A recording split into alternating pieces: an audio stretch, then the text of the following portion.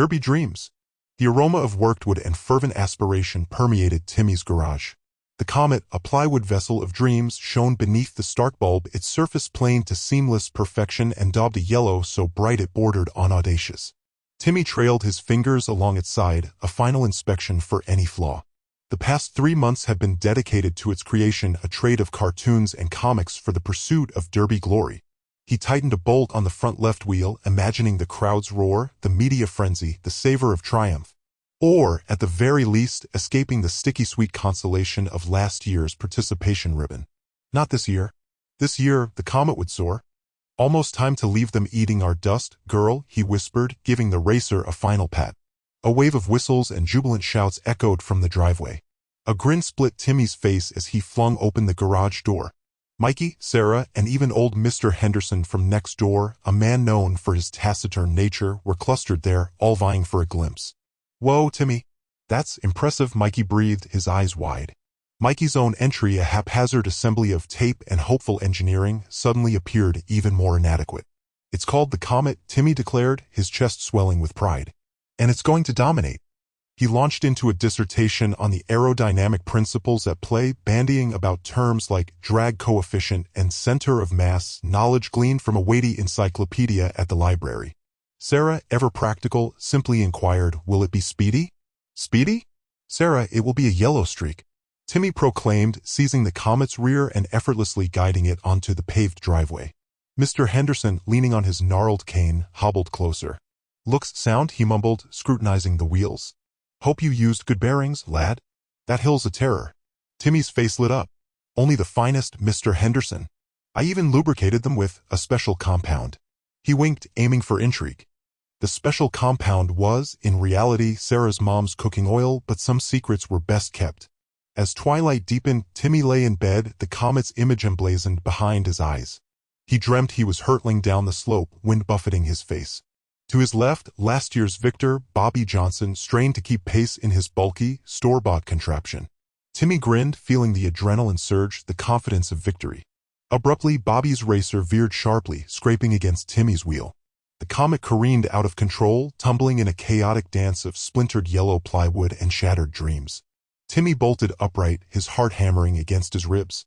He reached for the water glass on his nightstand. Just a dream, he reassured himself. A ridiculous, stress-fueled nightmare. But a germ of doubt had taken root. What if things went awry? What if his efforts came to naught? He forced his thoughts towards the cheering spectators, the wind's caress on his skin, the taste, well, the elusive taste of victory. He hadn't experienced it yet, but he was fully determined to do so. He closed his eyes once more, envisioning a seamless, perfect run, the Comet a blazing projectile across the finish line, a champion crowned. The unexpected stall. The air crackled with a nervous energy that Timmy could practically taste. Race day. The culmination of weeks spent wrenching, tinkering, and dreaming in the garage, fueled by lukewarm soda and the unwavering belief that the Comet had what it took. He walked around the cart, giving the gleaming, freshly waxed body another admiring glance. The paint job, a vibrant swirl of blues and greens mimicking a nebula, seemed to pulse under the morning sun. He hopped into the driver's seat, the worn leather conforming to his shape like a familiar friend. The scent of gasoline and oil, usually a faint background hum, was amplified today, a potent reminder of the power waiting to be unleashed. He flipped the ignition switch. Silence. Timmy frowned. He tried again. Still nothing. A sinking feeling began to bloom in his stomach, a cold counterpoint to the day's heat. He pumped the accelerator a few times, a trick Mr. Henderson at the garage had taught him, and tried again. The engine sputtered, coughed, and then died. "Come on, Comet, don't do this to me," he muttered, twisting the key with increasing urgency. His hands were starting to sweat, leaving damp prints on the steering wheel. Around him, the pits were alive with the sounds of revving engines, shouted instructions, and the clatter of tools. The other racers were getting ready. He wasn't. His dad appeared beside the cart, his face etched with concern. "Everything all right, Timmy?" "It won't start," Timmy said, his voice tight with frustration. He jabbed at the ignition again, to no avail. The Comet remained stubbornly silent. His dad knelt down, peering into the engine compartment. "Let me take a look." The smell of aftershave and something vaguely mechanical wafted over Timmy as his dad fiddled with the wiring. He heard the click of connectors, the gentle tug of cables. "Battery connections seem fine," his dad said, his brow furrowed. He gestured towards the fuel line. "You sure you filled it up properly?" Yes. I double-checked, Timmy insisted, a little defensively. He had been meticulous, following every step of Mr. Henderson's instructions to the letter. He trusted Mr. Henderson even though the other kids at school teased him about taking advice from the janitor. Mr. Henderson knew engines. His dad pulled the spark plug wire, holding it close to the engine block. Try starting it now. Timmy turned the key. Nothing. Not even a sputter. His dad's face was grim. No spark. That's not good. He began tracing the wiring again, his movements quick and efficient, but Timmy could see the worry in his eyes. The clock was ticking. The first race was scheduled to start in less than an hour. The dream he had nurtured for weeks, the one he had tasted so vividly just moments ago, was dissolving into a bitter disappointment. He watched his dad work, a knot of despair tightening in his chest. His comet was letting him down. A shadowy figure. The axle protested with a brittle groan as Timmy wrestled with it, the cheap plastic unyielding. Over-tightened. Again. Sweat slicked his brow, blurring the brightly colored scene. Around him, miniature titans in their racing silks tweaked and calibrated, oblivious to his plight. A few guffawed, pointing, but Timmy forced himself to ignore them. Finish the race. That was all that mattered. A measured scrape, scrape, scrape echoed nearby. Mr. Grumbles, the school custodian, swept along the perimeter, his weathered broom stirring up small dust devils. Timmy scarcely acknowledged him. The old man was part of the backdrop, like the flaking paint or the pervasive odor of antiseptic. Simply present. A grunt escaped him as the nut finally yielded. From his toolbox, dented and worn, he retrieved a spare axle, his fingers thick with frustration. This one seemed even more fragile. He risked a glance upward, searching for a friendly face, a flicker of encouragement. The other kids, however, were absorbed in their preparations, faces ablaze with competition. Mr. Grumbles paused in his tireless sweeping, resting his weight on the broom's worn handle. His gaze, normally distant and unfocused, sharpened as he observed Timmy's clumsy repairs. His face, a landscape of deep lines, spoke of years spent in quiet corners. His eyes, usually veiled by heavy brows, held a spark of something indecipherable. Timmy bungled the task, a tiny washer slipping from his grasp. It bounced across the asphalt, vanishing into the shadowed recesses along the track's edge. Terrific, he muttered, toeing the ground in vexation. Mr. Grumbles shuffled almost imperceptibly closer. The other racers, along with the smattering of parents who deigned to attend, paid him no attention. He was just the janitor, a wraith-like figure on the edge of their bright, competitive world. The sweeping resumed, a slower cadence now, almost hesitant. Scrape, scrape. Resignation settled on Timmy's shoulders. He was outclassed, outtooled, and likely out of luck. Just as he was about to concede, he felt an odd shiver crawl up his spine, the sensation of being watched. He looked up once more, and this time his gaze locked with Mr. Grumbles. Something flickered in the depths of the old man's eyes, a hint of, was it pity? Or something deeper? Something, knowing. Desperate measures. The starting bell felt like it rang a lifetime ago. Now, the only sound was the metallic tick-tick-tick of the comet's cooling engine and the gnawing anxiety in Timmy's stomach. He wiped grease from his palms onto his already stained overalls and took a deep breath, the scent of high-octane fuel doing little to calm his nerves. Okay, Dad, I'm going to ask around. Maybe someone's seen this before. His dad, slumped against the comet's flank, just grunted. He'd been silent since their disastrous practice run, his usual gruff encouragement replaced by a tightly wound frustration that radiated off him like heat from the exhaust. Timmy approached the nearest pit crew, a cluster of mechanics swarming around a sleek, crimson racer. He recognized the driver, Red Devil, Riley, notorious for her aggressive driving style. "Excuse me," Timmy called out, his voice cracking slightly. "We're having some engine trouble with the Comet, and I was wondering if anyone here might have some ideas?" Riley, goggles perched on her forehead, gave him a dismissive once-over. "Engine trouble, huh? Should have sprung for the upgraded ignition system, kid. Amateur hour." She turned back to her crew, dismissing him with a flick of her wrist. Timmy, cheeks burning, trudged onwards. He spotted another team huddled around a vintage-looking machine, its chrome gleaming under the afternoon sun. This time, he tried a different approach, emphasizing the mystery of the issue.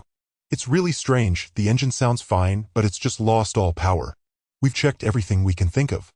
The team's lead mechanic, a grizzled veteran with oil permanently etched into the lines of his face, raised a skeptical eyebrow. "Lost all power, eh? Let's have a look." Hope surged through Timmy. He led the mechanic back to their pit where the man circled the comet like a wary predator. He listened to the engine, revved it experimentally, and even sniffed the exhaust fumes. Finally, he straightened up, shaking his head slowly. "Son, I've been working on engines since before you were born, and I gotta say, I'm stumped. Sounds like vapor lock, maybe, but..." He trailed off, clearly unconvinced. "Good luck to you." Timmy's heart sank. He watched as the mechanic rejoined his team, muttering something about kids and their contraptions. He asked 2 more teams, each encounter ending with the same result, perplexed head shaking and empty platitudes. The air in the pits, once charged with excitement, now felt thick with disappointment. He returned to his dad, defeated. "No one knows what's wrong," he said, kicking a stray pebble. "They all just said they've never seen anything like it." His dad didn't reply, just stared blankly at the engine. The silence stretched, broken only by the distant roar of another racer testing its engine. Timmy felt a knot of despair tighten in his chest. The race was tomorrow, and the comet, their dream machine, was a useless hunk of metal.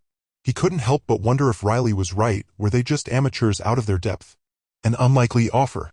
The silence after the 10th failed attempt was thick enough to choke on. Timmy's dad patted him on the back, his face a mask of forced encouragement. "Maybe we just need a different wrench," he offered weakly, already knowing it was a pathetic suggestion. The engine remained stubbornly, defiantly silent. Timmy slumped against the greasy hood of the sputtering machine, the taste of defeat bitter on his tongue. He watched the other competitors, their engines roaring to life, plumes of exhaust painting the afternoon sky. The jeers and mocking laughter from the crowd felt like a physical assault. He squeezed his eyes shut, wishing he could disappear. Then a shadow fell across him. Timmy looked up, startled. Mr. Grumbles, the school janitor, stood awkwardly before them, his usual scowl somehow deepened by a layer of apprehension. He clutched his ever-present broom like a lifeline. The scent of disinfectant and floor wax wafted from him, a stark contrast to the gasoline and oil that permeated the air. Mr. Grumbles cleared his throat, a dry, raspy sound that cut through the remaining engine noise. "Mind if I take a look?" he mumbled, his gaze fixed on the engine, avoiding Timmy's eyes. Timmy blinked, utterly bewildered. You? You want to look at the engine?" His dad, equally stunned, let out a nervous chuckle. "Mr. Grumbles, with all due respect, I don't think..." Before he could finish, a wave of raucous laughter erupted from the crowd. "The janitor? What's he gonna do, sweep the dirt out of the cylinders?" someone yelled. Another voice chimed in, "Maybe he'll mop the carburetor." Mr. Grumbles flinched, his shoulders slumping even further. His face flushed a dull red. Timmy felt a pang of sympathy for the old man. He knew what it was like to be the butt of everyone's jokes. "It's okay, Mr. Grumbles," Timmy said, forcing a smile. "We appreciate the thought, but I think we've got it covered, eventually." He shot his dad a pleading look, hoping he wouldn't encourage this further. But Mr. Grumbles didn't back down. He stood his ground, his grip tightening on the broom handle. "Just let me listen to it," he insisted, his voice barely audible above the laughter. Sometimes hearing it is enough." Timmy hesitated. What could it hurt? They were already the laughingstock of the competition. One more joke wouldn't make a difference. And there was something in Mr. Grumbles' eyes, a flicker of knowledge, that gave him pause. He glanced at his dad, who shrugged, his expression resigned. "All right, Mr. Grumbles," Timmy said, stepping aside. "Be our guest." The laughter intensified as Mr. Grumbles shuffled forward, his movements stiff and hesitant. He leaned in close to the engine, his ear almost touching the cold metal. He closed his eyes, his wrinkled face etched with concentration. The only sound was the faint hum of the fuel pump and the relentless mocking of the crowd. Timmy held his breath, wondering if they'd just made the biggest mistake of the day. A glimmer of hope. The laughter stung. Each guffaw a tiny shard of ice piercing Timmy's already deflated hope. He clenched his fists, the metal of the wrench digging into his palm. Around him, the other mechanics were practically doubled over, wiping tears from their eyes. Even Brenda, who usually offered a sympathetic smile, was biting her lip, her shoulders shaking. "Let the old man have a crack at it, Timmy," someone shouted. "Maybe he can sweep the disappointment away." Timmy's face burned. He wanted to disappear, to melt into the greasy floor and be done with this humiliation. But beneath the shame, a tiny ember of defiance flickered. He had nothing to lose. Absolutely nothing. He took a deep breath, the scent of burnt oil and failure thick in the air. Ignoring the jeers, he turned to Mr. Grumbles, who stood silently near the edge of the crowd, his ancient face a mask of inscrutability. "Mr. Grumbles," Timmy said, his voice barely above a whisper. You really think you can fix it?" The laughter died down a bit, replaced by a low murmur of disbelief. Mr. Grumbles didn't answer immediately. He just stared at the engine, his eyes, usually dull and faded, seeming to gleam with an unfamiliar light. He shuffled closer, his worn-out shoes scuffing against the concrete. He circled the engine once, twice, his gaze lingering on the mangled wires and the blackened, oily surfaces. Timmy held his breath. He knew it was crazy. The man was a janitor, not a mechanic. But there was something in the way Mr. Grumbles looked at the engine, a focused intensity that Timmy hadn't seen before. A desperate kind of hope bloomed in his chest, fragile and tentative. Finally, Mr. Grumbles stopped, his gaze locking onto Timmy's. "Let me see it," he rasped, his voice surprisingly strong. Timmy hesitated. The laughter threatened to erupt again. But he'd come this far. He couldn't back down now. "Okay," he said, his voice firm despite the tremor in his hands. "Okay, Mr. Grumbles. It's all yours." He stepped back, relinquishing his place in front of the engine. As Mr. Grumbles shuffled forward, his gnarled fingers reaching out to touch the cold metal, Timmy saw it. Just for a fleeting second, a spark of something that looked suspiciously like confidence flickered in the old man's eyes. And in that moment, Timmy felt a surge of something he hadn't felt in hours, a glimmer of hope. Maybe, just maybe, this wasn't a complete disaster. The quiet expert. Timmy Maxwell watched, chewing his lip, as Mr. Grumbles circled the sputtering engine like a wary cat sizing up a dog. The man's brow was furrowed, his usual scowl deepened by what Timmy could only assume was mechanical bewilderment. Timmy had half expected Mr. Grumbles to give up, mutter something about needing a triple shot of espresso, and shuffle back to his mop and bucket. Instead, he was down on one knee, his ancient tweed jacket brushing against the greasy floor. "Well?" Timmy asked, unable to contain his anxiety any longer. Mr. Grumbles held up a hand, silencing Timmy with a surprisingly sharp gesture. He then pulled a small, oddly clean rag from his pocket and carefully wiped down a section of the engine block. It was a deliberate, almost ritualistic action. Timmy noticed the man's hands, gnarled and calloused, but surprisingly steady. He leaned in closer, his nose practically touching the tangle of wires and hoses. The air crackled with the smell of ozone and stale gasoline. Timmy held his breath, fighting the urge to offer unhelpful suggestions. Suddenly, Mr. Grumbles grunted, a sound that could have meant anything from indigestion to sudden enlightenment. He reached into another pocket, this one containing a small, well-worn tool that looked like a cross between a screwdriver and a pair of pliers. It gleamed faintly in the dim light of the garage. "Aha," he muttered, the sound barely audible above the engine's erratic cough. Timmy craned his neck, trying to see what had caught the janitor's attention. He saw only a chaotic mess of wires, indistinguishable from the rest. With surprising dexterity, Mr. Grumbles used the tool to gently nudge a wire that appeared to have come loose from a small terminal. It was tucked away, almost hidden from view. He then carefully reconnected it, the small click of the wire snapping back into place sounding disproportionately loud in the quiet garage. He stood up, dusting off his trousers. "Try it now," he said, his voice gruff but lacking its usual edge of irritation. Timmy, still slightly stunned by the janitor's sudden competence, hurried to the driver's seat. He turned the key. The engine sputtered once, twice, and then roared to life, settling into a smooth, steady rhythm. The difference was remarkable. Timmy stared at Mr. Grumbles, his jaw hanging slightly open. You fixed it?" Mr. Grumbles shrugged, avoiding eye contact. "Loose wire," he mumbled, already turning back towards his cleaning cart. "Happens all the time." He picked up his mop, the silence broken only by the squeak of rubber soles on the concrete floor. The quiet expert was gone. Engine roars to life. The silence that followed the taunts pressed down like a physical weight. Timmy tasted the bitter residue of dread coating his mouth. He dared to peek at Mr. Grumbles. The usual glower was softened, replaced by an expression Timmy couldn't quite place. Was that belief? A near-invisible dip of the old man's chin seemed to confirm it. Back to the engine. The reconnected wire, a grimy vein, ran from the distributor. He'd wiped the contacts with his handkerchief, now a testament to the engine's neglect. He drew a long breath, the sharp scent of gasoline and hot metal stinging his nostrils. It smelled of the chance. His hand, shaky, found the ignition. He slid the key in. The tumblers clicked, a startlingly decisive sound. Another breath. He turned. Nothing. A wave of disappointment surged through the observing crowd. Timmy's spirits sank.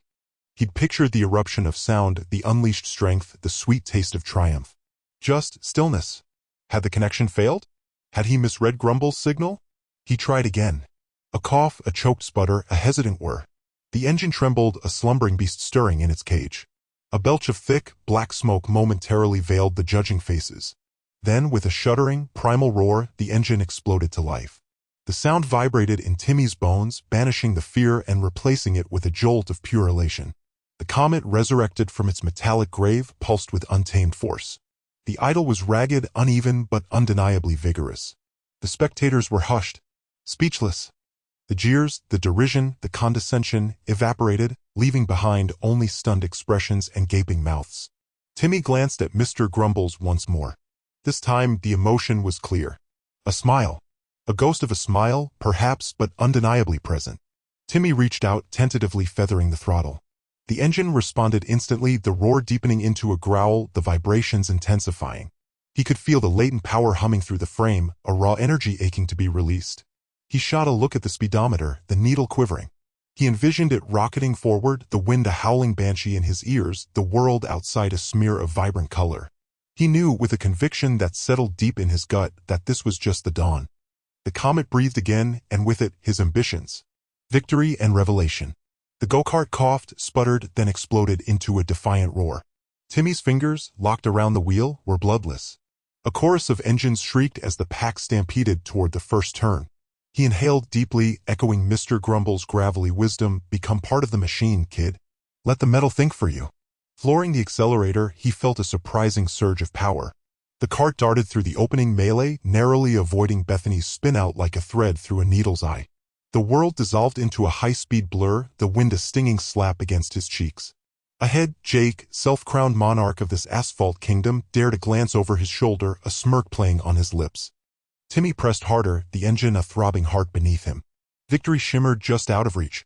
A lane opened on the inside, a razor-thin invitation. He lunged for it, his own heart a frantic drum solo against his ribs. A wave of astonishment rippled through the onlookers as Timmy shot past Jake. The checkered flag beckoned. One last, desperate push, eyes squeezed shut, and impact. Silence hung for a heartbeat, then shattered into pandemonium. Stunned, Timmy steered into the pit. His dad enveloped him in a bone-crushing hug. "You won, Timmy. You actually won." Still shaky, Timmy scanned the crowd for Mr. Grumbles, finding him leaning against the fence, a flicker of pride in his eyes. "Thank you, Mr. Grumbles," Timmy choked out, emotion clogging his voice. "I couldn't have done it without you." His dad clasped Mr. Grumbles' hand, gratitude etched onto his features. "We owe you everything." Mr. Grumbles shrugged, his gaze drifting to some distant horizon. It was nothing. Just remembering things. He shuffled his feet, then almost reluctantly began to confess. "Years ago, before the broom and the grease stains, I was a mechanic. Raced a little. Collected a few trophies." He waved a hand dismissively, erasing a past life. "That was a lifetime ago." The crowd hushed, their ears suddenly sharp. A ripple of whispers snaked through the stands. "He raced? A mechanic? No way." Then, old man Henderson, the hardware store proprietor, hobbled forward. "Grumbles? Is that really you? They called you the wrench. Best damn engine man this side of the Mississippi." Disbelief gave way to a swell of admiration. Applause thundered as people cheered. Mortified, Mr. Grumbles tried to shrink back, but the crowd surged around him, offering pats, handshakes. He was a local legend, unearthed from the forgotten corners of their collective memory. The celebration stretched late into the night. Mr. Grumbles, finally at ease amidst the throng, wore a genuine smile. Timmy watched, a warmth blossoming in his chest. He had won the race, yes, but something far more extraordinary had unfolded. He had helped resurrect a hero. And he knew, with absolute clarity, that appearances could be profoundly, deceivingly wrong.